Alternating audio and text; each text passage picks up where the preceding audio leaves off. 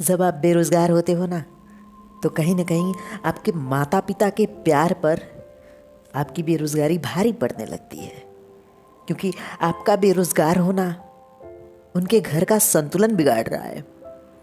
वहाँ पे प्यार तो मायने रखता है, लेकिन वो प्यार आपको कुछ बनाना चाहता है। वो चाहता है आप अपने पैरों पे खड़ा हो जाए, क्योंकि लोहा जितना तपता है ना, लोहा उतना ही ज़्यादा मजबूत होता है। इसलिए मजबूती के लिए तो कोयले में तपना ही होगा।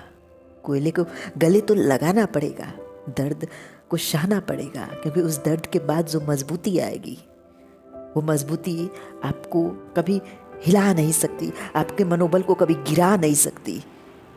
और जब आप वहाँ पे बेरोज़गार होते हो ना, तो कहीं ना कहीं आप अपने घर के एक सबसे बड़ी कमज़ोरी होते हो, जिस कमज़ोरी को बदलने के लिए माँ बाप को एक गुस्से के साथ, एक कठोरता के साथ आपके साथ रहना पड़ता है।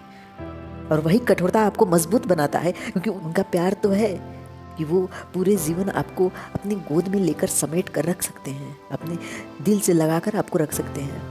लेकिन जब वो आपको चलना नहीं सिखाएंगे, तो भागती दुनिया में आप जी कैसे पाओगे? दौड़ती हुई दुनिया में आप चल कैसे पाओगे? जहाँ पे चलना बहुत ज़रूरी है, वो आपको गले लगाकर पूरे जीवन जी सकते हैं। लेकिन उन्होंने अपने प्यार के साथ साथ दुनिया को भी देखा, आपको दुनिया में रहने लायक बनाया, क्योंकि उन्होंने आपको चलना सिखाया।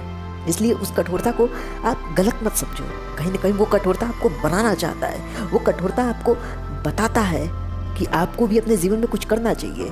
नहीं तो जब तक माँ बाप जीवित हैं तब तक तो सही है, लेकिन जब उनका हाथ आपके सर से हट गया तो कहाँ के हो गए आप?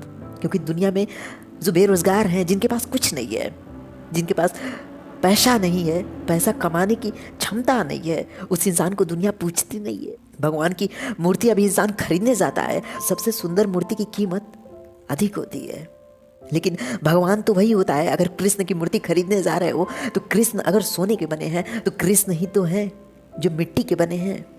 पूजना तो दोनों को है, लेकिन आप वहाँ पे सुंदरता देखते हो कि किस कृष्ण की मूर्ति सुंदर है, और वो सुंदरता ही आपको उस कीमत को देने के लिए मजबूर करता है।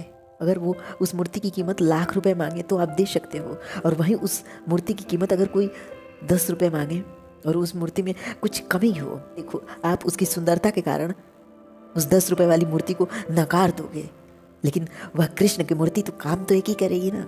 दोनों के सामने आप अपनी मनोकामनाएं रख सकते हो, दोनों के सामने आप अपना मेहनत रख सकते हो, दोनों के सामने आप अपनी पीड़ा रख सकते हो। शायद वो स्वीकार करे ना करे, लेकिन कहीं ना कहीं आपको मजबूती मिलती है उस मूर्ति से। और अगर संघर्ष करना है तो अपने दोस्तों को, अपने प्यार को कुछ टाइम के लिए भूल जाओ, कुछ टाइम के लिए उस गली का रास्ता छोड़ दो, जो गली, जिस गली में तुम्हें गले लगाने के लिए तो 1000 लोग हैं, लेकिन कहीं ना कहीं अगर तुम बेरोजगार हो तो उनकी कमजोरी साबित हो जाओगे। वो मजबूत है, ये अच्छी बात है। आपका दोस्त आपको हजारों साल बैठा के भोजन करा सकता है, लेकिन आप अगर उसके पास इस तरह बैठ रहे हो जैसे कि आपके पास कुछ नहीं है, आप उसकी कमज़ोरी बनते जा रहे हो, तो उससे दूर हो जाओ, उस प्यार से दूर हो जाओ, उन रास्तों से दूर हो जाओ, बस कुछ समय के लिए। और वो कुछ समय आपका मेहनत होगा, आपका संघर्ष होगा, खुद को कामयाब बनाने के लिए एक मजबूती होगी, एक कठोरता होगी। वो कठोरता तो आपको अपनानी पड़ेगी।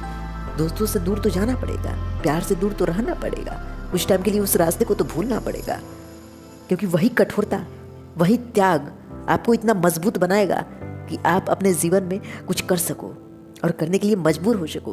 और वही मजबूरी आपको इतना मजबूत बनाएगा कि उस दोस्त के पास अगर आप बैठो तो उस दोस्त को कभी ये ना महसूस हो कि ये मेरा कमज़ोरी है, इसकी हेल्प करनी चाहिए, मुझे इसकी मदद करनी चाहिए, बल्कि आपका दोस्त खुश हो कि जो आपके बगल में बैठा है ना, वो खुद इतना पावरफुल है, उसे खुशी हुआ आपका नाम लेते हुए। हाँ, यहाँ तक तो ठीक है जहाँ पे आपको थोड़ी सी मदद की ज़रूरत पड़ती है, जहाँ पे एक इंसान अगर आपका हाथ पकड़ के उस गड्ढे से बाहर निकाल दे तो आप शिखर के उस ऊंचाई तक जा सकते हो, जहाँ पे आप स्वयं को काबिल बना सकते हो, जहाँ पे आप महसूस करा सकते हो कि हाँ, आप नाकामयाब नहीं हो बल्कि आप कामयाब हो चुके हो। वहाँ पे एक दोस्त ही आपका सहारा बनता है। बस कुछ टाइम के लिए मदद लो, और वो मदद ऐसी होनी चाहिए ना कि वो आपके जीवन पे, आपके ज़बान पे भारी ना हो, क्योंकि जब हम मदद लेते हैं तो कहीं ना कहीं हमारे ज़बान पे वो मदद भारी पड़ जाता है। अगर वो इंसान हमारे साथ गलत कर रहा है तो उस मदद के बदले हम उसे कुछ बोल नहीं पाते हैं, क्योंकि हमारा ज़बान हम खुद उसके मदद के पीछे दब चुके हैं और इस तरह दबे हैं कि सत्य असत्य और अच्छाई बुराई के रास्ते को चुन नहीं पा रहे हैं। वो जो कर रहा है हमें वही सही लग रहा है, इसलिए मदद लो, लेकिन बस उतना मदद लो कि जिसके नीचे तुम दब ना सको। और वो मदद अगर तुम्हें दबा रहा है, उसके पैर के नीचे आ रहे हो, तो जितना जल्दी हो सके निकल जाओ, क्योंकि वो मदद तुम्हारी जीवन एक गुलाम की जीवन बना देगी। दूर हो जाओ हर एक इंसान से। तुम्हारा जो सबसे कीमती इंसान है, जो सबसे प्यारा है, उसे तो बताना पड़ेगा कि तुम भी कीमती हो। नहीं तो जिस दिन वो चमकीली चीज़ों को देखेगा ना कहीं तुम्हें कमियां निकालेगा। हो सकता है तुम्हारा प्यार हो, वो तुमसे बहुत प्यार करता हो, लेकिन एक बार तुम्हें भी तो सोचनी चाहिए कि अगर तुम्हारा प्यार सच्चा है तो तुम्हारी वजह से उसे कभी बुरा महसूस ना हो, तुम्हारी वजह से उसे दुनिया के बुरे शब्द न सहने पड़े, सुनने न पड़े, क्योंकि तुम कमज़ोर हो। इसलिए अपने आप को मजबूत बनाओ और मदद उतनी लो जहाँ पे तुम मजबूर मत रहो। अगर वो इंसान तुम्हारे साथ गलत कर रहा है तो तुम आवाज़ उठा सको, अगर वो इंसान तुम्हारे साथ बुरा कर रहा है तो तुम उसे डांट सको। बस मदद की बात अलग थी कि उसने तुम्हारी मदद की, लेकिन वो जो कुछ चाहे वो कर सकता है। इसकी इजाज़त हर एक इंसान को नहीं देनी चाहिए। और मदद उतनी लो कि तुम्हारे ऊपर वो भारी न पड़े, तुम्हारा ज़बान भारी न हो जाए कि तुम कुछ बोल न सको। Thank you guys.